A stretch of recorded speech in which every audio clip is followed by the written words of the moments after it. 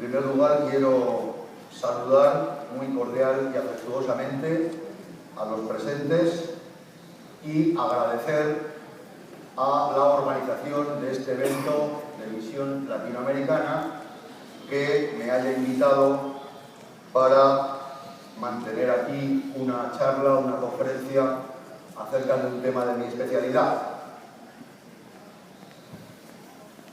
Veo y compruebo, ¿verdad?, como es obvio, que se trata de un evento multidisciplinar en el que se tratan temas de muy variadas características, de muy variados fondos y de muchas disciplinas, y por consiguiente, pues yo, dado que el público no es estrictamente jurista, habrá juristas, pero también habrá personas que dominen otra especialidad, pues voy a tratar de desarrollar mi exposición en un lenguaje comprensible para la mayor parte de las personas, porque cada disciplina maneja un lenguaje a veces cáustico, oscuro, especializado, que da lugar a que sea difícilmente comprensible el discurso cuando no se tiene un dominio de ese lenguaje. El tema que he elegido para desarrollar aquí, pues es uno que interesa a todo ciudadano, a toda persona, puesto que se trata de analizar la situación actual de las legislaciones penales en el mundo, al menos en el mundo perteneciente a nuestra órbita y a nuestro ámbito cultural. Porque en el presente, desde hace aproximadamente ya unas 4 décadas, se podría decir, los sistemas penales, los sistemas punitivos de nuestro mundo se están transformando de un modo importante en el sentido de que las legislaciones penales están experimentando un proceso de ampliación o de expansión, en el sentido de que los códigos penales cada vez incorporan más tipos delictivos, más figuras de conductas delictivas y por tanto punibles. Es decir, que hoy la mayor parte de los problemas que tienen nuestras sociedades, los estados tratan de resolverlos mediante el recurso al castigo, mediante el recurso a la utilización de una sanción penal. Y esto supone criminalizar comportamientos que en el pasado no eran comportamientos a los que el Estado reaccionase con una sanción criminal. Y la pregunta, ante este proceso de expansión, de incremento, de invasión, diría yo, del poder punitivo en las vidas de los ciudadanos, la pregunta, digo, es si, de acuerdo con los principios constitucionales, de acuerdo con las garantías que debe tener el ciudadano frente al poder del Estado, esa expansión es legitimable, o sea, si es aceptable y reconocible como válida, o si por el contrario tiene que ser objeto de rechazo, de deslegitimación y por consiguiente de llamada de atención para que se produzca el proceso inverso de reducción del poder punitivo. Para decirlo de un modo gráfico, se podría decir que el derecho penal, la legislación penal, hoy se encuentra en un proceso de Big Bang, de expansión sin límites. Y entonces de lo que se trata es de ver si tendríamos que reivindicar el proceso justamente contrario, el Big Crunch, el movimiento de retroacción, de reducción de la legislación penal. Pues bien, para ello, para dar respuesta a esta pregunta, voy a desarrollar un discurso que voy a comenzar con la exposición de algunas ideas elementales, muy elementales y básicas, que puedan ayudar a comprender la conclusión a la que pretendo llegar al final de la exposición. primera idea que todo el mundo puede fácilmente comprender y entender porque es perceptible en la vida cotidiana, es que cuando hablamos de criminalidad, cuando utilizamos conceptos como el de crimen, delito, delincuente, etc., las imágenes que nos vienen de inmediato a la cabeza son pues las del asesino, las del criminal contra la libertad sexual, o sea, el violador, el secuestrador, el atracador de sucursales bancarias, el ladrón, el estafador, el timador, etcétera, etcétera. Pero es que estas imágenes del asesino, del violador, del atracador, nos corresponden con personas que pertenecen a las clases sociales pobres. Pertenecen estas personas que están así etiquetadas en la sociedad a las clases sociales desfavorecidas, a las clases sociales subalternas, o, dicho de otro modo, a las clases sociales bajas. No hace falta más que visitar cualquier centro penitenciario de nuestro mundo y de cualquier otra parte del resto del mundo para comprobar que la población penitenciaria está constituida en un 98-99% por personas pertenecientes a las clases sociales bajas. Difícilmente encontramos en los establecimientos penitenciarios a personas que pertenezcan a clases sociales medio-altas y mucho menos a personas de las clases poderosas. Y esto es algo sobre lo que tenemos que reflexionar, porque ¿a quién se dirige de facto realmente el derecho penal, la legislación penal, la legislación punitiva? Siempre hemos dicho que existen dos clases de derecho: el derecho criminal o el derecho penal, que es el derecho de la clase pobre, y el derecho civil, que es el derecho de la clase rica y poderosa.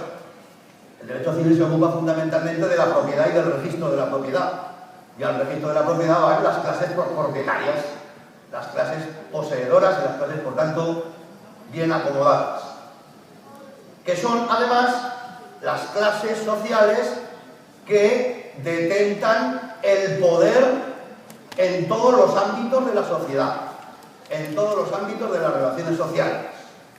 Y por tanto, también son las clases sociales que detentan el poder legislativo.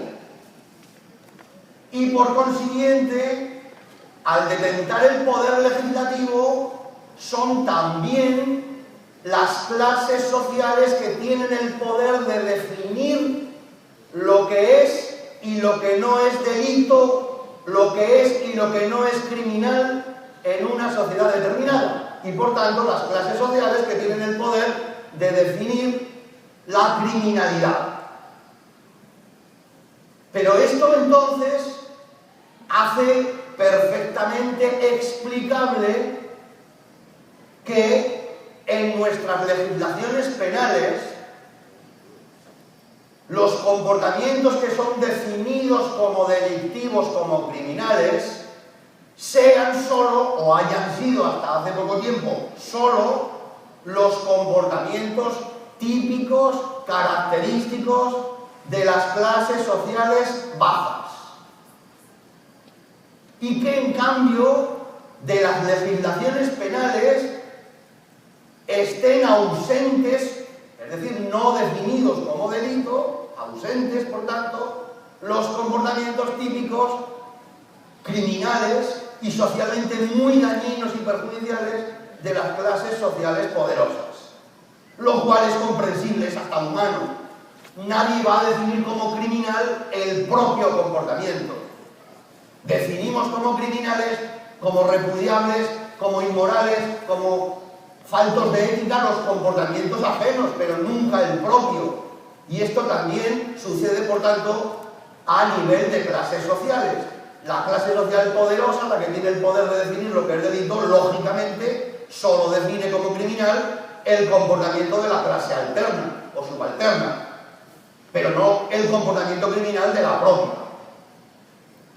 Sin embargo, es un hecho ya constatado y constatable y una amenaza de futuro que es precisamente el comportamiento criminal de las clases sociales poderosas el que ha llevado a este mundo a la situación de amenaza en la que se encuentra, por ejemplo, frente a los cambios climáticos, frente a la contaminación ambiental, las guerras, las explotaciones de los pueblos por otros pueblos, etcétera, etcétera, y mucho más aún en el actual momento en el que estamos viviendo un proceso de globalización, fundamentalmente en el plano económico, en el ámbito económico, que es un proceso que en un principio podría ser entendido como uno de carácter unitario en el que todo el globo terrestre, como su propio nombre indica, va en el mismo barco, en la misma dirección, y sin embargo esto no es así, porque no existe una globalización económica. Lo que existe es un sector del mundo que tiene el poder de globalizar a otro sector del mundo que es el globalizado. En otros tiempos hubiéramos hablado de países colonizadores y de países colonizados. Y entonces la globalización económica hoy en realidad es una nueva colonización económica más sutil, no por la fuerza, no violenta, pero sí mucho más sutil, que es por medio de las relaciones económicas, de la explotación económica, y que es la que está dando lugar, y de hecho da lugar a que tengamos que hablar de países globalizadores y países globalizados. Pero además no son en realidad los países, las naciones, las que hoy globalizan a otras, no son los estados nacionales los que hoy globalizan a otros estados más débiles. No, hoy quien globaliza son los grandes poderes financieros y económicos mundiales, planetarios, que operan en cualquier sector o región del globo terrestre sin ningún control estatal.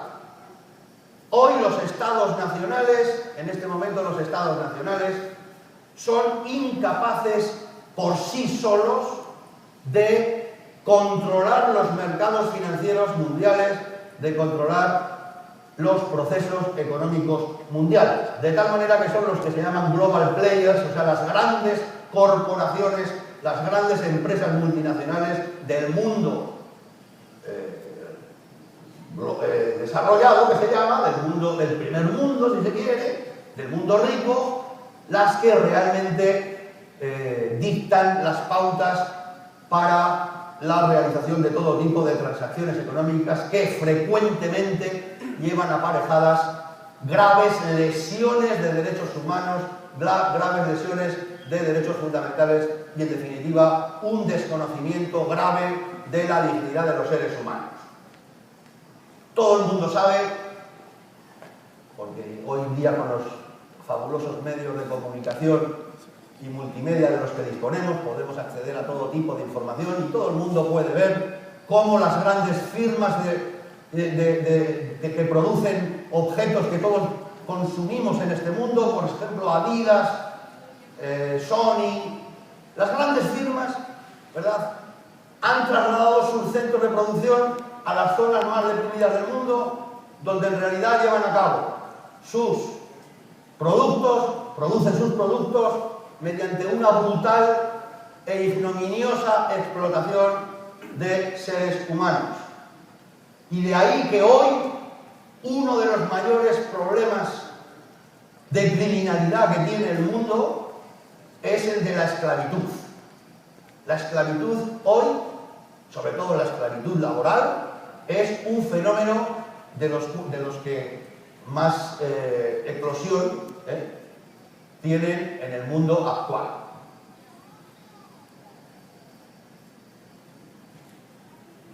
Pues bien, dicho esto, como una especie, digamos, de radiografía de la situación actual y de lo que es el derecho penal, voy a pasar a desarrollar un breve discurso teórico, por supuesto, acerca del proceso de modernización actual de las legislaciones penales y de las posiciones ideológicas y políticas que mantiene la ciencia penal, el saber jurídico penal acerca de esta situación.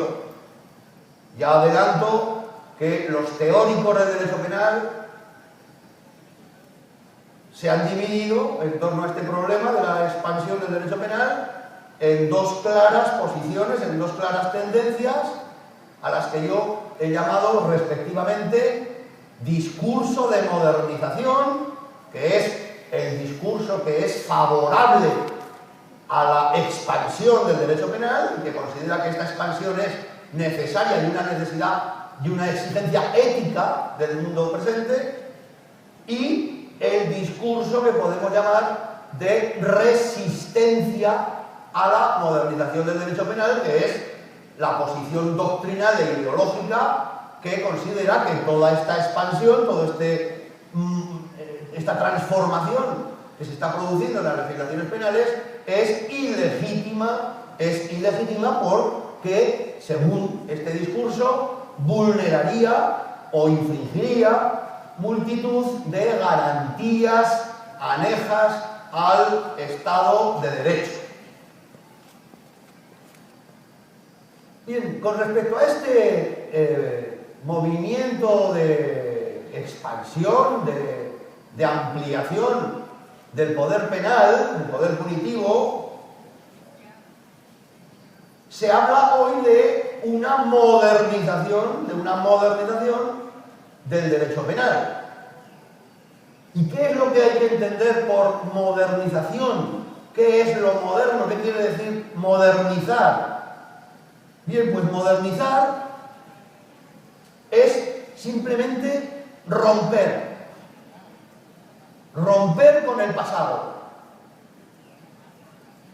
Moderno significa que algo es sustancialmente distinto a como lo fue en el pasado, porque se ha roto la continuidad histórica. Es decir, algo, cualquier objeto, cualquier ámbito de la vida social, política, cultural, se moderniza cuando se produce una ruptura con el pasado, cuando lo nuevo es algo sustancialmente diferente. Claro, hasta hace poco tiempo... ¿Se oye? ¿Se ha cortado esto?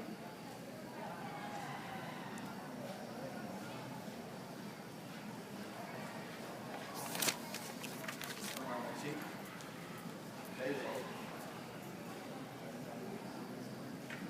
Sí, perdón. Digo que hasta hace escasamente 4 décadas, cuando hablábamos de derecho penal moderno en la doctrina jurídico-penal, nos estábamos refiriendo inequívocamente al sistema penal que surgió a finales del siglo XVIII y principios del siglo XIX como consecuencia del triunfo de las ideas ilustradas, como consecuencia de la ideología de la Ilustración.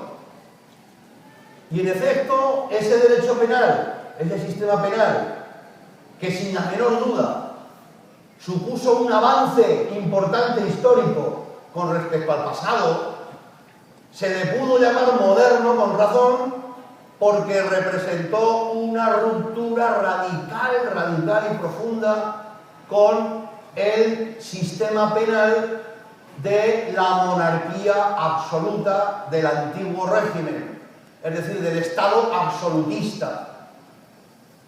La Ilustración es la que inventa el concepto de Estado de Derecho para sustituirlo por el antiguo Estado absolutista en el que el monarca, el soberano en definitiva, gozaba de un poder ilimitado. Y con la idea del Estado de Derecho se trata de limitar precisamente el poder estatal. Y esa idea del Estado de Derecho, pues revierte y deriva consecuencias en todos los órdenes sociales y jurídicos. Y también, por supuesto, en el orden del derecho penal. Es decir, que de alguna manera transforma sustancialmente la idea acerca de lo que es el delito, Porque en el estado absolutista del antiguo régimen, como el poder del Estado, el poder soberano, se hacía derivar de la divinidad, el monarca era monarca y detentaba el poder, se decía, por la gracia de Dios, y como el monarca era el intérprete de esa voluntad y de esa gracia que había recibido de la divinidad, entonces su poder era absolutamente ilimitado y podía dictar resoluciones y ejercer el poder de un modo arbitrario, caprichoso, es decir, sin límites, interfiriendo así de cualquier manera en la vida de los ciudadanos. Podía penar, en una palabra, lo que él quisiera a su libre arbitrio, a su libre voluntad. En ese orden en el que el poder del Estado se fundamenta de un modo teocrático, es un poder teocrático derivado de la divinidad, lógicamente, el delito es entendido como pecado, como rebelión contra la voluntad divina. Y el monarca, en cuanto garante, el soberano, en cuanto garante de la voluntad divina, aplicaba el correspondiente castigo al pecador. La mayor parte de los delitos, de los comportamientos delictivos en ese orden social y político del Estado absolutista son delitos o comportamientos que tienen una connotación religiosa, y por eso los delitos más graves son los de lesa divinidad, la brujería, la herejía, por ejemplo, los delitos contra la religión, la blasfemia y un largo etcétera. Con la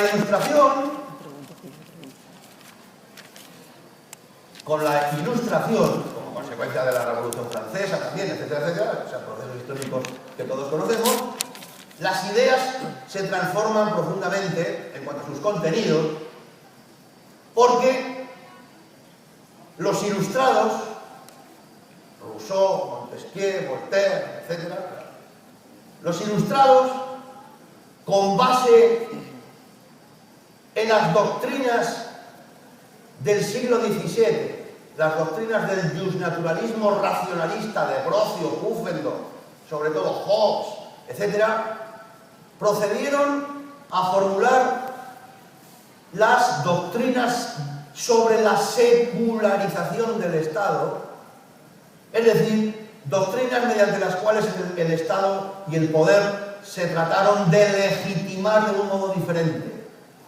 A partir de ahora, el Estado, el poder, el derecho, la sociedad ya no derivan en absoluto de ningún acto de voluntad divina, sino que derivan todos ellos de la sociedad y el Estado de un contrato, del contrato social. Y por esta razón, porque el poder, el Estado, la sociedad, se han fundado mediante un contrato, lógicamente el delito tiene que dejar de ser entendido como rebelión contra la voluntad divina, porque la voluntad divina aquí ya ha desaparecido, se la ha vencido. Ahora el Estado tiene una función terrenal. El Estado tiene la función terrenal de conservar, de proteger a la sociedad y a los individuos que la integran, la cual se ha fundado mediante un contrato, mediante un pacto entre todos los individuos.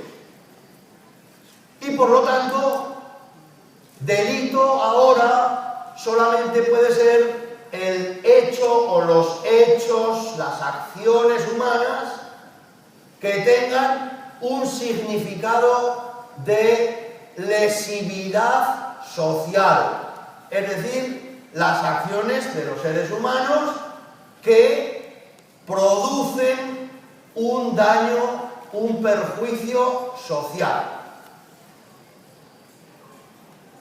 Y esto tuvo como consecuencia inmediata la despenalización, o sea, que dejaran de ser delictivas muchas de las conductas que lo fueron en el antiguo régimen, en el Estado absolutista.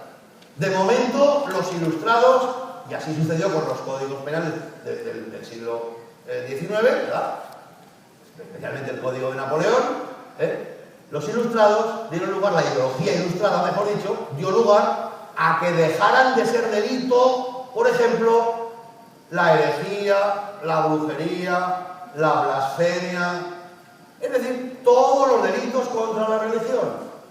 Porque la religión no es una condición necesaria para la existencia de la sociedad. La sociedad solamente existe mediante el pacto entre los hombres. Y la religión no es una condición necesaria para la existencia de la sociedad, sino que lo único necesario es el pacto, el mantenimiento del pacto. Bien, entonces, ¿qué es lo que puede ser delito a partir de este momento de ruptura con el pasado del Estado absolutista? ¿Qué es lo que el Estado puede penar? El Estado ahora ya no puede penar cualquier conducta de un modo libre y arbitrario porque a él se le antoje, como sin embargo hacía el monarca absoluto en el Estado absolutista. Ahora no. El poder del Estado está limitado, tiene límites. Límites que derivan del contrato social que ha fundado la sociedad y a la vez el Estado. ¿Qué es lo que ahora podrá ser, por tanto, penado? Pues bien, los ilustrados desarrollaron o sentaron las bases para el posterior desarrollo, por lo menos, de lo que conocemos en el derecho penal, en la teoría penal, como el objeto del delito. El objeto del delito. ¿Qué es? El objeto del delito es aquello que, por ser afectado negativamente, es decir, perjudicialmente, por comportamientos humanos, merece ser protegido frente a la acción humana y, por tanto, penado en el caso de que sea lesionado. El delito ahora se entiende como comportamiento socialmente lesivo, como comportamiento que causa un daño a la sociedad. Pero, y esa es la cuestión, ¿cuáles son los comportamientos que causan daño social y que por tanto merecen ser penados? ¿O tienen que ser penados? Porque no hay otro remedio. Pues como digo, los ilustrados desarrollaron esta teoría del objeto del delito que con el tiempo y hasta nuestros días se ha desarrollado como teoría del bien jurídico. Es decir, el derecho penal, el poder punitivo, que es el que regula el derecho penal, solo puede ser utilizado de modo legítimo para proteger bienes jurídicos. De tal modo que allí donde no exista ningún bien jurídico, no se puede hacer uso del derecho penal, no se puede hacer uso del poder punitivo. El poder punitivo, por ejemplo, no puede ser utilizado para proteger la moral. La moral es individual de cada uno y pertenece a la esfera de libertad personal de cada uno. Y eso no se puede proteger mediante el derecho penal. No se pueden proteger comportamientos inmorales, castigar comportamientos solo inmorales. Aparte de que la moral, pues no hay una única moral. Para mí son inmorales, por ejemplo, pues cosas que para otros son perfectamente morales. ¿Verdad? Pues, Y para los demás lo que yo hago puede ser inmoral. Pero para mí es absolutamente moral y es lo perfecto. O sea, la moral no la podemos proteger mediante el derecho. Tenemos que separarla del derecho. La moral pertenece al ámbito privado, al ámbito íntimo de la persona. Y allá cada cual con su conciencia. Entonces lo que debe proteger el derecho es a los ciudadanos, a los individuos, a la sociedad, frente a comportamientos que la destruyen. O que pueden destruir a la sociedad y al individuo. Por eso se despenalizaron todos los delitos contra la religión, porque la religión no es ningún bien jurídico, no es ningún bien social. En cambio sí que son bienes, por supuesto, la vida, la integridad física, la salud, la libertad, en todos los ámbitos de movimiento, de conciencia. Eso sí que son bienes. Y por eso se pueden castigar legítimamente aquellos comportamientos que lesionen o que pongan en peligro, aunque no lleguen a lesionar, a estos objetos que tienen la condición o la categoría de bienes jurídicos. Y por eso desde la Ilustración hasta el presente, esta idea no se ha abandonado casi nunca, el delito se entiende como lesión, conducta que lesiona o que pone en peligro grave a un bien jurídico. Bien, pero dicho esto, ahora surge el problema, ¿verdad? Cuando se resuelve un problema, a continuación siempre hay que resolver otro. Resuelto el problema de qué es lo que puede proteger el derecho penal, y que hemos dicho que son bienes jurídicos, solo bienes jurídicos, ahora viene a continuación, o se plantea a continuación, el problema de definir a los bienes jurídicos. ¿Qué es un bien jurídico? ¿Qué es un bien jurídico? ¿Qué son los bienes jurídicos? ¿En qué consiste? Bien, pues, obviamente en un espacio de tiempo tan reducido como el que disponemos ahora, no puedo desarrollar una de las cuestiones más complejas y que más rayos de tinta ha hecho correr en la ciencia del derecho penal, que es el concepto de bien jurídico. Pero para el objetivo que se pretende con esta exposición, únicamente pues voy a recordar algunas ideas centrales o elementales, por vías de ejemplos y no mediante abstracción teórica, porque eso sería imposible, nos llevaría a tener que estar aquí varias horas. Lo que me importa destacar, volviendo a lo que dije al principio de mi exposición, y recordándolo, es que la ilustración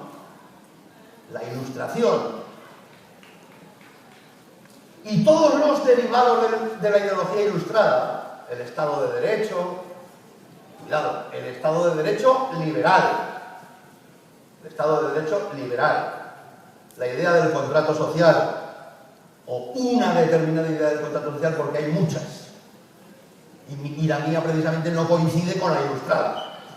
Es decir, en definitiva, el movimiento cultural, ideológico, político de la Ilustración fue el movimiento de una clase social que apareció en la historia y tomó el protagonismo de la historia frente al mundo feudal, frente a la aristocracia feudal. Fue el movimiento de la burguesía capitalista. Todas las ideas, toda la ideología del Estado de Derecho, del contrato social, etcétera, es el producto de la clase social ascendente y que toma el protagonismo en la historia, que es la burguesía capitalista, y por consiguiente, todos los inventos, todas las invenciones de la Ilustración, especialmente el Estado de Derecho, constituyeron en aquel momento una plataforma para garantizar la libre existencia y el libre desarrollo de la vida burguesa. Pues bien, esto ¿En qué se traduce?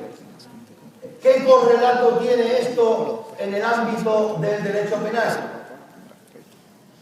Pues muy simplemente, muy sencillamente, que el derecho penal ilustrado, el derecho penal liberal, solamente reconoce como objetos protegibles los bienes individuales, los bienes jurídicos de naturaleza individual. La vida, la integridad física, la salud y sobre todo y por encima de todas las cosas la propiedad privada. La propiedad privada. En muchas legislaciones, pues yo he conocido incluso la de mi país durante los últimos años de la dictadura que sufrimos, había robos que se castigaban con la pena de muerte más que un homicidio.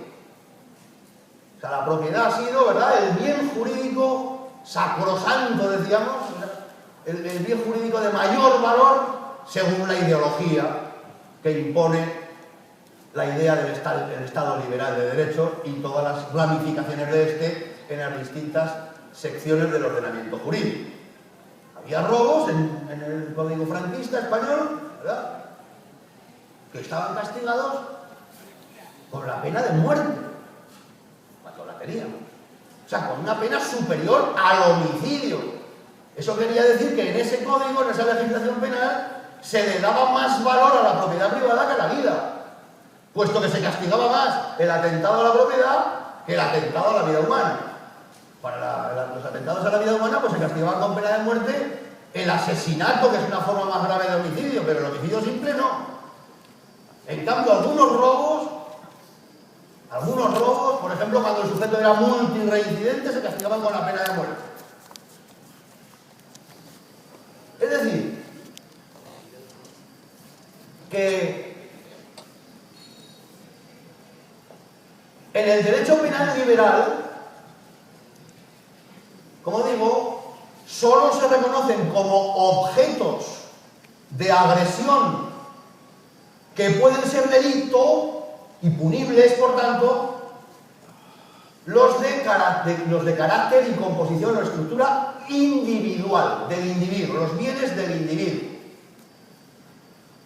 Y entonces no hace falta desarrollar una compleja argumentación para explicar por qué esto es así.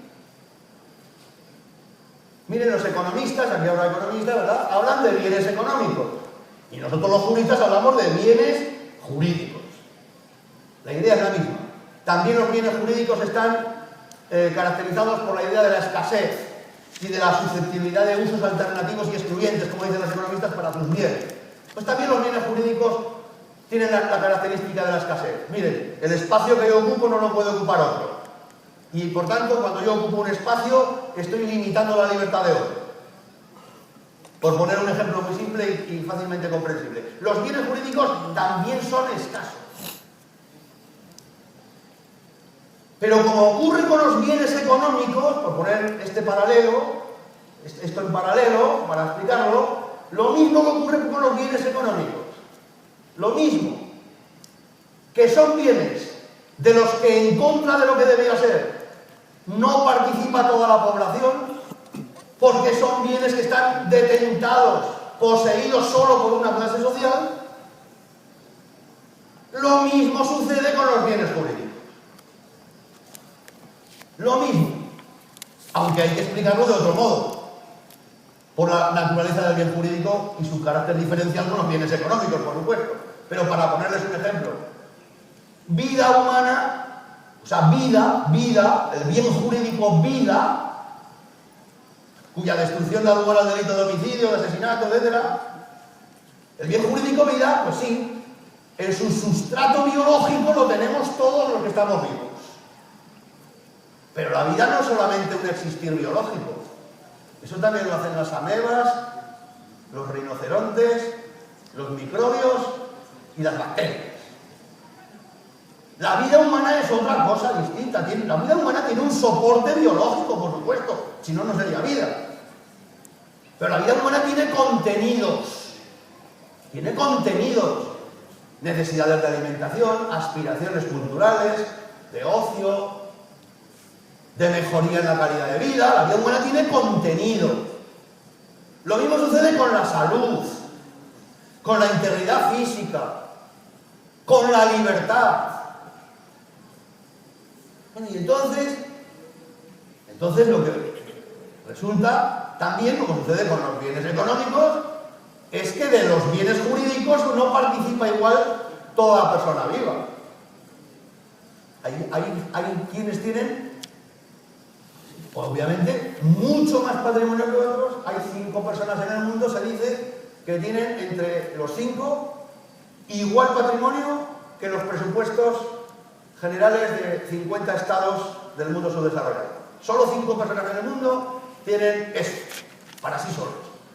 Estas personas, como consecuencia de toda esa riqueza, ¿verdad?, pues tienen más libertad que todos los demás, tienen, sin duda, más salud que todos los demás. Y si no, se les restaura a personas que se mueren porque no pueden ser asistidas. Es decir, que de los bienes jurídicos individuales, que parece que los tengamos todos, esto nos lo dicen las constituciones liberales, solo sobre el papel, como una cuestión formal pero que no tiene contenido. Todos son iguales, todos tienen derecho a... No, eso lo dice la Constitución. Todos tienen derecho a una vivienda digna, todos tienen derecho al trabajo. En España hay 6 millones de desempleados en estos momentos, por ejemplo. La vivienda digna, hay 2 millones de personas desahuciadas, y siguen un poquito las noticias internacionales y de nuestro país, de España, ¿verdad? 2 millones de personas a las que por no haber podido pagar sus préstamos hipotecarios se les ha desahuciado de sus viviendas. Los bancos se han quedado sus viviendas, las personas han salido desalojadas, pero además, como los préstamos que recibieron todavía siguen a pesar de la entrega de la vivienda, porque la vivienda se ha devaluado un 50% en su precio y el préstamo fue muy superior, como aún deben, se han quedado fuera de la casa y además endeudados para toda su vida. O sea, y así sucesivamente, ¿verdad? Podríamos poner miles de ejemplos. Es decir, que las constituciones liberales, las constituciones que surgen del movimiento de la Ilustración, son constituciones que otorgan derechos vacíos de contenido a toda la población. Porque la mayor parte de la población no goza realmente de esos derechos, puesto que lo que nos debe importar a los seres humanos no es que se nos reconozca un derecho, sino que podamos ejercerlo y disfrutarlo. Y esto no sucede. Por consiguiente, esto explica por qué en los ordenamientos penales liberales solo son delito aquellas conductas humanas que lesionan, que destruyen bienes individuales. Porque quienes tienen, vuelvo a lo que dije al principio de la exposición, quienes tienen el poder de definir lo que es y no es delito son justamente los detentadores y poseedores de los bienes jurídicos individuales. Y por consiguiente quieren defender sus bienes frente a los que están desposeídos de ellos, porque son los que realmente los atacan. ¿Quién ataca? ¿Quién roba? ¿Quién ataca la propiedad ajena? El no propietario. ¿Se imaginan a un Rockefeller, a un Onassis hurtando una naranjita o una barra de pan en una panadería? Una barrita de pan, esto la roba el que no tiene nada más. El que es igual a Rockefeller en la ley, pero en la realidad, ¿verdad?, pues es nada frente a él, ¿no? Por eso yo digo siempre, se me ve, ¿verdad? Soy socialista, claro. Y yo defino el socialismo de una manera muy simple, muy sencillita. Y eso del socialismo, no. El socialismo es que nadie tenga tanto como para poder hacerse arrodillar delante de la otro, y que nadie tenga tampoco como para que se vea forzado a arrodillarse frente a otro. Eso es el socialismo, del cual estamos, por supuesto, muy lejos, lejísimos. Porque ¿cuántos millones de personas hay que se tienen que arrodillar todos los días ante otro, ¿verdad? ¿Y cuántos hay que obligan y fuerzan a otros a que se arrodillen? Esto aún estamos muy lejos. Pero eso es el socialismo, dicho con una frase corta y breve y digamos, hasta publicitaria. Bien, pues esto explica muy fácilmente, ¿verdad?, que en los órdenes penales liberales sean delito solo estos comportamientos. Por una parte, porque solo se reconocen como bienes jurídicos aquellos de los que disfruta de un modo ilimitado la clase social poderosa, que es la que tiene el poder de decidir lo que es delito y por tanto define como delito las agresiones a esos bienes de los que solo ella disfruta. Por tanto, el derecho penal liberal, las legislaciones penales liberales son legislaciones penales rechazables, absolutamente inmorales. Absolutamente inmorales. Por el contrario, la clase social dominante, o sea, la clase social que tiene el poder de decidir lo que es delito y que es la clase social que luego contamina el planeta, explota hasta casi agotar los recursos naturales del planeta, explota a los trabajadores, defrauda impuestos, comete todo tipo de especulaciones en los mercados bursátiles, que ya en el siglo XIX algún autor lo llamaba como un antro de perdición, la bolsa. Y así un largo etcétera, esos comportamientos que son los realmente criminales. No le quepa duda, para mí, claro, según mi ideología. Una explotación laboral como la que está sucediendo hoy en el mundo por parte de las grandes firmas en el este asiático, por ejemplo, donde tienen verdaderas fábricas de esclavos. Miren por internet, busquen una fábrica de zapatos de Bombay, no me recuerdo obviamente el link, busquen fábrica de zapatos en Bombay, en la India, y verán lo que hace Nike, Adidas, en fin, todas estas firmas. Ya verán el horror que es eso. Ese tipo de criminalidad es mucho más grave que un asesinato aislado en unas circunstancias determinadas. Por supuesto, el medio ambiente es un bien jurídico de un valor incalculable y muy superior al de la propiedad privada. Por lo tanto, hay que castigar con la mayor dureza y con penas próximas a las del homicidio, de tanta gravedad como casi el homicidio, a los atentados medioambientales. Y hay que despenalizar el hurto. El hurto tiene que dejar de ser delito. Por ejemplo. O sea, que el movimiento de modernización del derecho penal es expansivo, sí, porque trata de criminalizar las conductas de la clase poderosa. Trata de criminalizar las conductas de la clase poderosa, y eso es lo que está haciendo hoy la legislación penal en prácticamente todos nuestros estados. Porque hoy, además de los típicos y tradicionales delitos contra la vida, la integridad física, la libertad individual, que son los delitos típicos del mundo liberal, se están añadiendo a nuestras legislaciones penales todo un conjunto de nuevas figuras delictivas cuya característica es que se orientan a proteger bienes jurídicos colectivos. Los bienes jurídicos colectivos. El ambiente, las condiciones de la contratación laboral, la transparencia de información en el mercado bursátil, la hacienda pública, o sea, el sistema de recaudación tributaria, porque es un sistema de redistribución luego de la renta, etcétera, etcétera. Y es eso lo que hoy la mayor parte de las legislaciones penales están incorporando como figuras de delito, o sea, como comportamientos punibles.